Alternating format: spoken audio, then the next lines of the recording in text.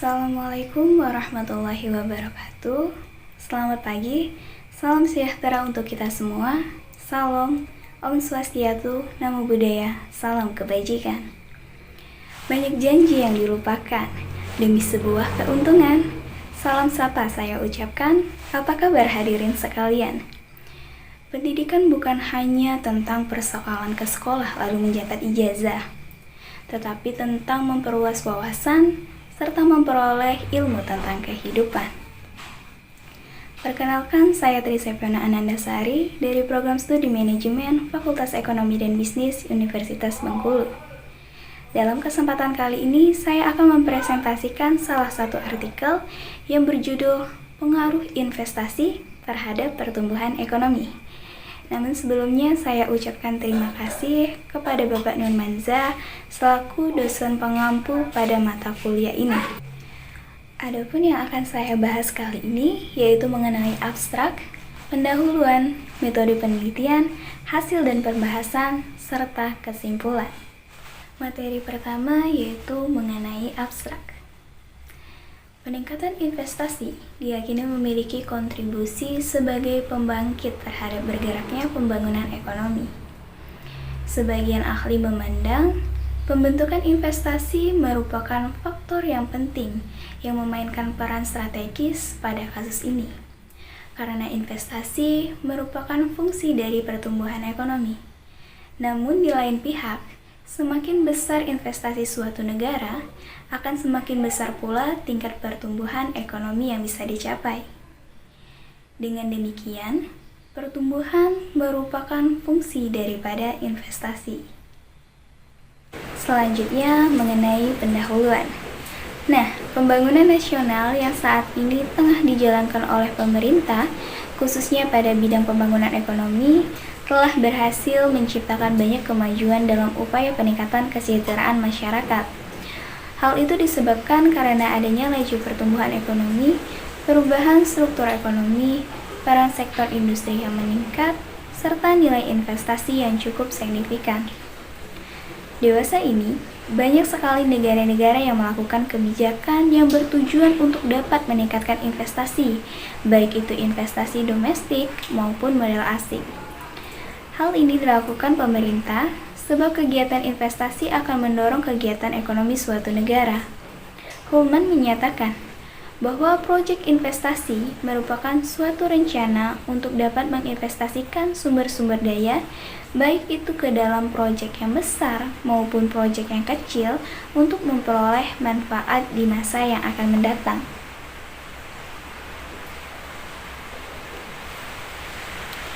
Nah, pada umumnya, manfaat ini dapat berbentuk uang dan juga bukan uang, seperti tanah, bangunan, dan juga lain-lainnya. Kebijakan investasi menjadi alat untuk menarik para pemilik modal atau investor untuk dapat menanamkan modalnya, yang dimana pemilik modal ini bisa saja berasal dari dalam negeri ataupun luar negeri. Namun kebutuhan akan investasi asing ini bersifat khusus, dan oleh sebab menariknya investasi ini harus dilakukan dengan cara khusus, mengingat persaingan yang ketat dengan negara-negara lain. Jadi, sistem hukum, kelembagaan, dan intensif harus dibangun sebaik mungkin agar Indonesia menjadi tujuan investasi yang menarik bagi para investor. Para investor asing ini akan memberikan tenaga yang besar terhadap ekonomi suatu negara. Maka tidak heran bahwasanya banyak negara yang bersaing juga berebut untuk mendapatkannya. Karena negara-negara yang berhasil meraup investasi asing ini akan dapat memajukan sektor-sektor utamanya dalam bidang ekonomi, terutama sektor industri, perdagangan, jasa, dan lain sebagainya. Maka dari itu, investasi asing ini menjadi salah satu aspek penting dalam pertumbuhan ekonomi. Apa itu investasi? Investasi adalah aktivitas menempatkan dana pada instrumen tertentu yang memiliki potensi pertambahan nilai. Instrumen tersebut bisa berbagai jenisnya, bisa berupa saham, investasi obligasi, hingga emas atau investasi tanah. Semua instrumen tersebut bisa menghasilkan nilai tambah dalam jangka waktu tertentu sehingga dari satu investor bisa mendapatkan keuntungan ataupun return. Ada berbagai tujuan atau manfaat investasi yang bisa didapatkan oleh seseorang. Pertama, yaitu untuk kebebasan finansial. Artinya dengan investasi yang tepat, seseorang bisa mendapatkan keuntungan dari investasi tersebut secara berkelanjutan atau dalam jangka waktu yang panjang. Kedua, untuk melindungi aset atau dana dari inflasi. Seperti kita ketahui, nilai uang yang kita miliki dari waktu ke waktu akan semakin berkurang jika hanya disimpan. Penurunan nilai uang ini adalah indikator dari inflasi yang terjadi setiap tahunnya. Ketiga, meningkatkan aset atau kekayaan. Artinya dengan berinvestasi, seseorang bisa mendapatkan keuntungan sehingga bisa meningkatkan aset atau kekayaan. Selain tiga tujuan tersebut, ada lagi manfaat lainnya daripada berinvestasi, yaitu untuk menyediakan dana atau aset darurat, sama halnya dengan menabung. Seseorang bisa menjadi investasi sebagai pinjaman kebutuhan darurat di masa depan. Misalnya, untuk biaya rumah sakit, biaya pendidikan, dan juga lainnya. Secara garis besar, investasi terbagi ke dalam dua bentuk, yaitu investasi pada aktiva real dan investasi pada aktiva finansial. Investasi aktiva real maksudnya yaitu investasi yang dalam bentuk fisik, di mana modal ditambahkan pada suatu aset yang terlihat secara nyata. Investasi ini berupa instrumen seperti tanah, rumah, emas, dan lain-lainnya. Sedangkan investasi pada aktiva finansial berarti penanaman modal pada instrumen surat-surat berharga.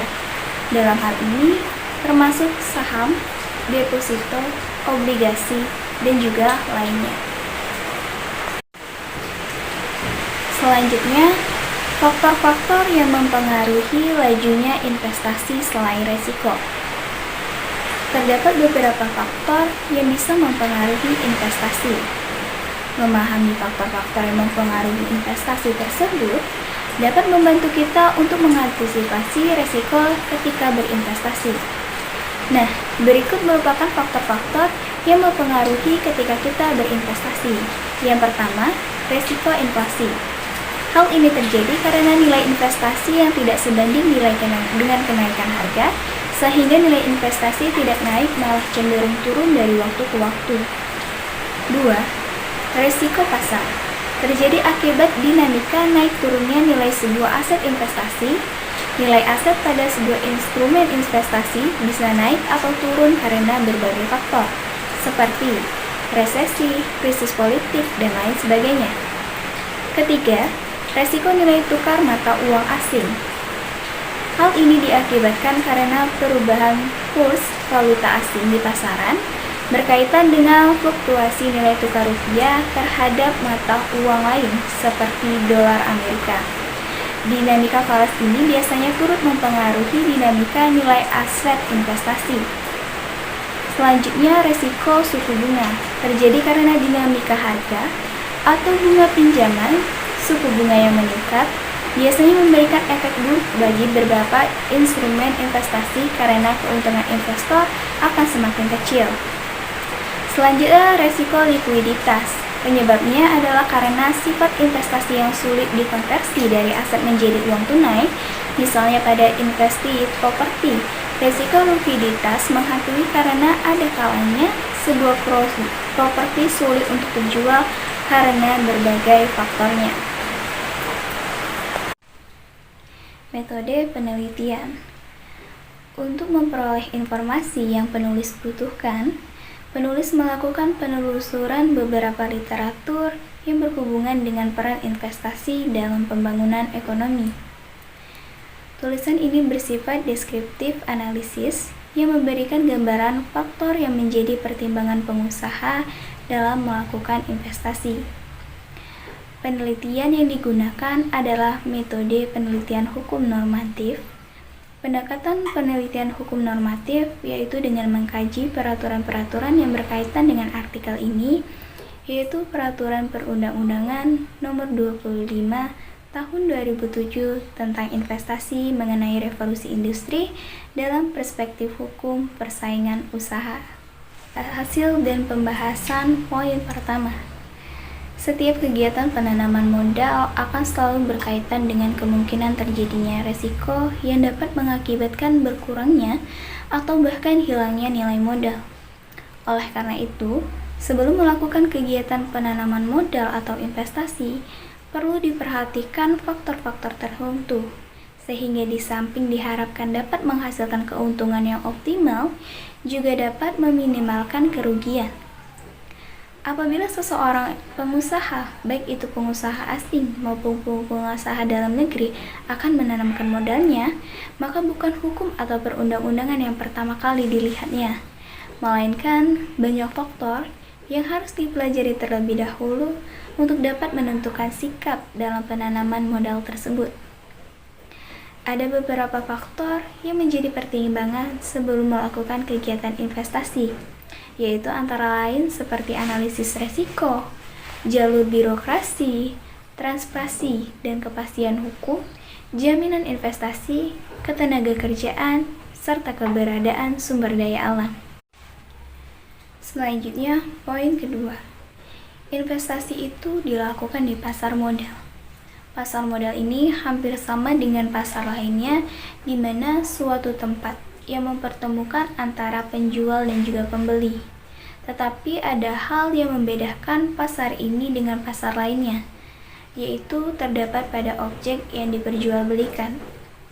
Jika di pasar lain, hal yang diperdagangkan adalah sesuatu yang bersifat konkret, seperti kebutuhan sehari-hari.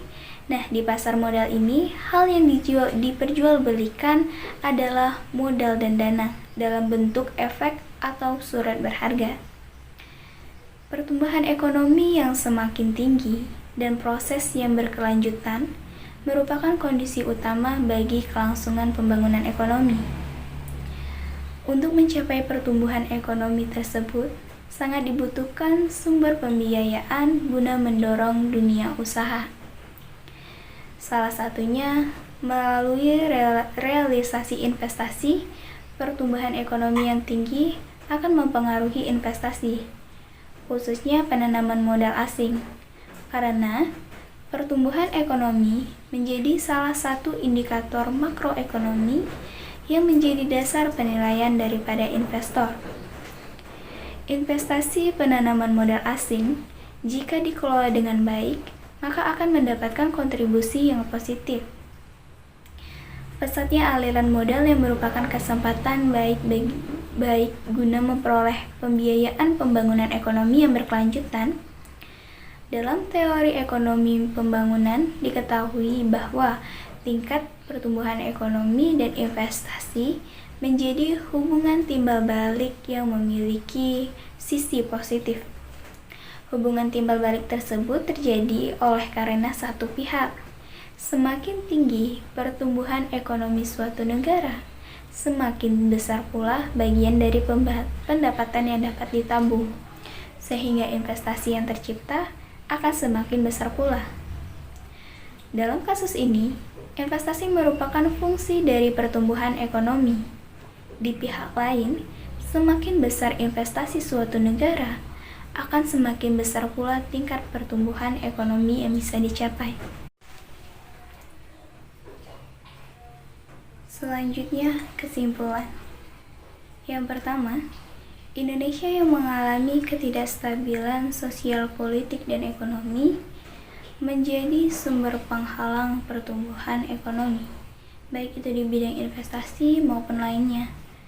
Adanya pemerintah yang kuat dan berwibawa menjamin terciptanya keamanan dan ketertiban hukum, serta persatuan dan perdamaian dalam negeri, sehingga diperlukan perlindungan hukum yang mempunyai kepastian, sehingga iklim perekonomian, khususnya investasi, bisa menjadi roda dalam pertumbuhan ekonomi. Yang kedua, pertumbuhan ekonomi merupakan hasil akumulasi kapital dan investasi, baik itu berupa pasar modal yang dilakukan oleh sektor swasta yang dapat menaikkan produktivitas pertumbuhan. Hal ini dapat dicapai untuk terwujud bila didukung oleh program-program latihan dan juga keterampilan kepada investor.